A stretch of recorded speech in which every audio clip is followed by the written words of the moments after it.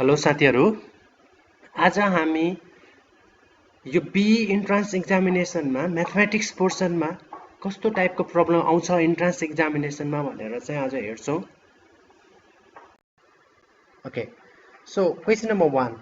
If two matrices A equals to x plus y 0 2x 7 and B equals to 5 0 4 7 are equal, then the values of x and y are. So हामीसँग चाहिँ दुईटा matrix छन् A र B र भनेको छ कि A र B इक्वल छ।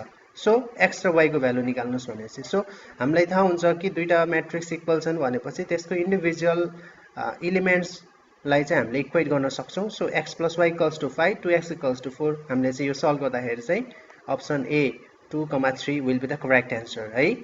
ल क्वेशन नम्बर 2 मा the lines 7x - 3y = 5 and 14x - 6y = 3 = 0 are भनेको छ दुईटा लाइन दिएको छ जसको एक्सप्रेसन दुईटैको इक्वेसन दिएको छ। अब हामीले चाहिँ यसलाई चाहिँ आइदर परपेंडिकुलर अथवा प्यारलल अथवा चाहिँ तपाईहरुको neither perpendicular not parallel or coincident भनेर चाहिँ हामीले बुझाउनु पर्ने छ बताउनु पर्ने छ। सो यसको लागि चाहिँ फर्स्ट हामीले के गर्नुपर्ने हुन्छ स्लोप m1 र m2 निकाल्नु पर्ने हुन्छ। स्लोप m1 भनेको चाहिँ minus coefficient of x / y गर्नु पर्यो इक्वेसन 1 मा चाहिँ हेरेर minus coefficient of x / y हेर्नु पर्यो। माइनस कोएफिसिएन्ट अफ x गर्दाखेरि चाहिँ -7 - 3 = 7/3 हुँदो रहेछ m1। लाइकवाइज तपाईहरुको m2 कति हुँदो रहेछ त भनेपछि 14 -14 divided by -6 that is again 7/3. So m1 = m2. So these two lines are parallel. So option B will be the correct answer. Question number 3. The value of modulus of A cross I square plus A cross J square plus A cross K square equals to what? So अब यो निकाल्दाखेरि हामीले के गर्नु पर्यो भनेपछि अब यो तपाईहरुको क्रस प्रोडक्ट छ यसको लागि चाहिँ A square I square sin square alpha है। यसैगरी तपाईहरुको यो क्रस प्रोडक्ट हामीले चाहिँ निकाल्दाखेरि चाहिँ के हुँदो रहेछ भनेपछि A square J square sin square beta plus A square K square sin square gamma। यो अल्फा बीटा गामा भनेको चाहिँ इन्डिभिजुअल एक्सिस सँग बनाएको एंगलहरु हुन्। अब हामीले कमन लिँदाखेरि चाहिँ A स्क्वायर कमन लिनुस् I square J square K square individual यसको चाहिँ तपाईहरुको 1 भ्यालु हुन्छ। अब sin square alpha plus sin square beta plus sin square gamma तपाईहरुको बच्छ। अब sin square alpha plus sin square beta plus sin square gamma को भ्यालु चाहिँ 2 हुन्छ है। सो आन्सर चाहिँ तपाईहरुको 2A स्क्वायर आउन जान्छ। Question number 4. The expansion of 9 - 4x square to the power 1/2 is valid for. हामीलाई चाहिँ एउटा एक्सप्रेसन दिएको छ। अब यो चाहिँ कुन तपाईहरुको लिमिट भित्र चाहिँ भ्यालिड छ भनेर दिएको छ। सो यसको लागि गर्दाखेरि चाहिँ हामीले 9 कमन लिने 1 - 4x square by 9 हुने भयो। अब यो एक्सप्रेसन भ्यालिड हुनलाई चाहिँ हाम्रो के हुनुपर्ने हुन्छ भनेपछि यो तपाईहरुको 4x square by 9 shall be less than 1. So यो भ्यालिड हुनलाई चाहिँ 4x square by 9 shall be less than 1. So यो सल्भ गर्दाखेरि चाहिँ हाम्रो के आउँछ भनेपछि यो x shall be less than तपाईहरुको 3/2 आउँछ। सो अब हामीलाई के थाहा छ भनेपछि mod x less than a हुँदाखेरि के हुन्छ -a less than equals to x less than equals to plus a. So तपाईहरुको अप्सन डी चाहिँ करेक्ट हुन जान्छ। Now question number 5. If sin 9 theta equals to sin theta, then the journal values of theta equals to what? So हामीसँग 9 theta equals to sin theta भन्ने एउटा expression छ। अब यसलाई चाहिँ हामीले चाहिँ सल्भ गरेर यसको जर्नल भ्यालुजहरु निकाल्नु पर्यो। यसलाई हामीले के लेख्न सक्छौं sin 9 theta - sin theta equals to 0। अब यो तपाईहरुको sin a - sin b हुन जायो। यसलाई चाहिँ हामीले चाहिँ यसलाई फर्मुलामा लगाउँदाखेरि चाहिँ 2 cos a plus b/2 लेख्न सक्छौं। अब 9 plus 1 10 हुन्छ 10 divided by 2 गर्दा 5 थीटा।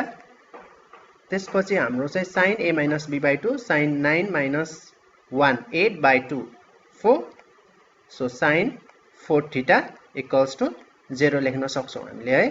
अब आइदर तपाईहरुको के हुन्छ भनेपछि यो cos 5 theta equals to 0 or sin 4 theta equals to 0। So cos either तपाईहरुको cos 5 थीटा इक्वल्स टु 0 हुन्छ, cos 0 तपाईहरुको कति हुन्छ त cos 0 भने चाहिँ π/2 मा हुन्छ।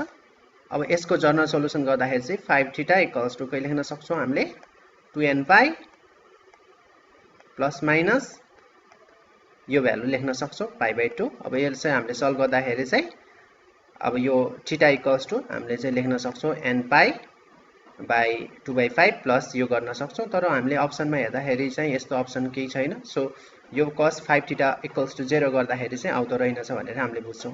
लाइकवाइज अब हामी sin 4 थीटा इक्वल्स टु 0 गर्छौं। sin 4 थीटा इक्वल्स टु 0 गर्दाखेरि चाहिँ sin 4 थीटा इक्वल्स टु 0 0 कतिखेर हुन्छ तपाईहरुको sin 0 मा हुन्छ। सो यसको 0 डिग्री, सो हामीले के लेख्न सक्छौं 4 थीटा इक्वल्स टु n पाई। यसको general solution n pi plus minus 1 को पावर n इन्टु यो एंगल तपाईहरुको 0 डिग्री हुन्छ। सो यो 0 गर्दाखेरि 0 भयो, तपाईहरुको 4 theta equals to n pi आउने भयो। अब यो तपाईहरुको theta equals to n pi by 4 आउने भयो। So n pi by 4 will be the correct answer here. So option D तपाईको यो करेक्ट हुन जाने भयो। 6 नम्बरमा तपाईहरुको if log a 81 equals to 4 then the value of a equals to what। So यो सल्भ गर्दाखेरि चाहिँ हामीले के गर्नु पर्यो भनेपछि log a 81 लाई चाहिँ हामीले चाहिँ ब्रेक डाउन गर्नु पर्यो। 81 can be written as 3 to the power 4 equals to 4।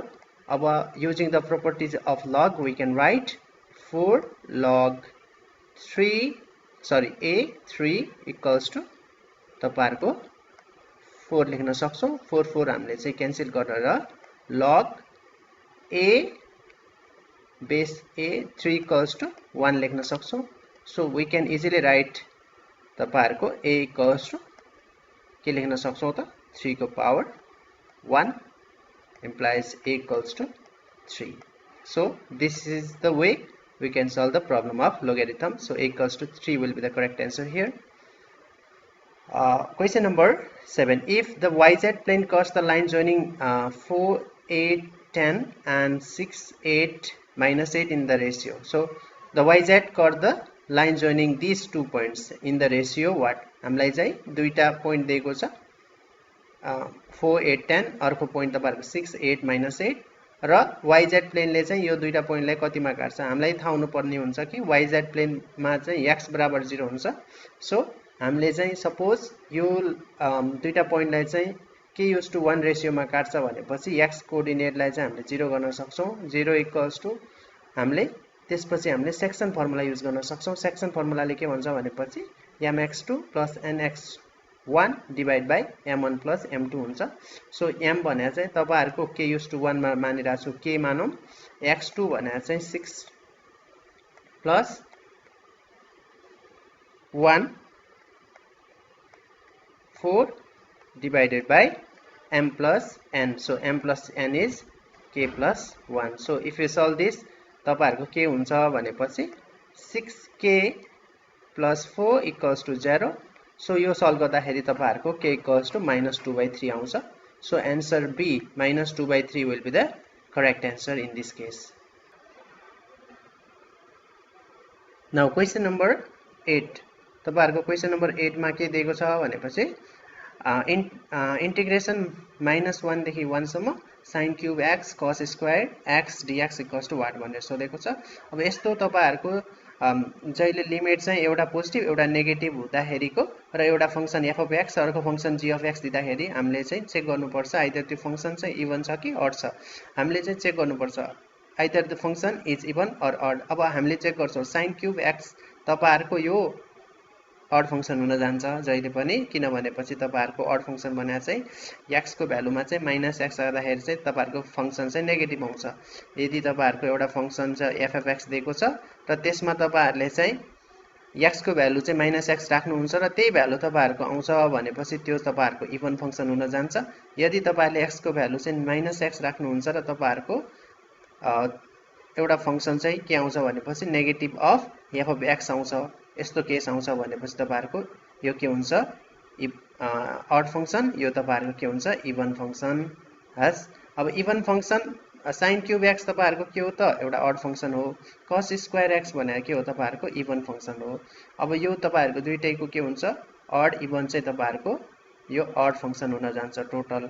So यस्तो तपाईहरुको अड फंक्सन आउँदाखेरि चाहिँ के हुन्छ, त्यसको इन्टिग्रेसन तपाईहरुको जहिले पनि 0 हुन्छ। Question number 9, the value of limit x tends to pi by 2 cos x divide by pi by 2 minus x equals to what भनेर सोधेको छ। अब यो तपाईहरुको यस्तो डिवाइडबाट फंक्सन आउँदाखेरि क्वेशन आउँदाखेरि चाहिँ तपाईहरुले चाहिँ चेक गर्नुपर्ने हुन्छ आइदर त्यसमा तपाईहरुको एल हस्पिटल रुल लाग्छ कि लाग्दैन। सो यसमा हामीले चाहिँ एल हस्पिटल रुल चाहिँ चेक गर्छौं। cos x, सो x को ठाउँमा pi by 2 राख्नुस्, cos pie by 2 तपाईहरुको कति हुन्छ, 0 हुन्छ। अब यसमा पनि पाई बाई 2 माइनस x को ठाउँमा पाई बाई 2 राख्नुस्, 0 हुन्छ। सो यो चाहिँ तपाईहरुको 0 बाई 0 फर्ममा आउँछ। दैट इज तपाईहरुले यसमा चाहिँ अब एल हस्पिटल रुल चाहिँ लगाउन सक्नुहुन्छ। अब एल हस्पिटल रुल लगाउनुस्, तपाईहरुको cos x को डेरिभेटिभ तपाईहरुको के हुन्छ, माइनस sin x, अनि तपाईहरुको पाई बाई 2 माइनस x को डेरिभेटिभ माइनस 1 हुन्छ। अब तपाईहरुले चाहिँ यसमा के गर्नुस् त, यो माइनस माइनस काट्यो, लिमिट पाई बाई 2 लाउनुस्, हैस sin x को ठाउँमा पाई बाई 2 राख्नुस्, sin पाई बाई 2 तपाईहरुको obviously 1 हुन्छ। सो अप्सन तपाईहरुको 1 will be the correct, option A will be the correct answer here. Question number 10, the value of k for which the one root of the equation 3x square plus 7x plus 6 minus k equals to 0 is what भनेर सोधेको छ, जसमा k option चाहिँ k equals to 3, k equals to 6, k equals to 2 र k equals to -5 भनेर दिएको छ। अब हामीलाई थाहा छ कि दुईटा रुट अफ द इक्वेसन चाहिँ सपोज हामी के एज्युम गर्छौं, अल्फा र बीटा एज्युम गर्छौं, र हामीलाई we all know that alpha र बीटा को प्रोडक्ट चाहिँ तपाईहरुको के हुन्छ त, c बाई a हुन्छ है। अब यसलाई चाहिँ हामीले सल्भ गर्दाखेरि चाहिँ अल्फा बीटा चाहिँ आइदर एउटा चाहिँ रुट अफ द इक्वेसन 0 छ हुँदाखेरि चाहिँ दुईटाको प्रोडक्ट गर्दाखेरि एउटा obviously तपाईहरुको 0 हुन्छ। c इज तपाईहरुको यो 6 minus k is c and a is 3, a चाहिँ तपाईहरुको 3 हुन जान्छ। अब यो 6 minus k by 3 equals to 0 लाई सल्भ गर्दाखेरि चाहिँ obviously तपाईहरुको k इक्वल्स टु 6 आउँछ, k इक्वल्स टु 6 आउँछ।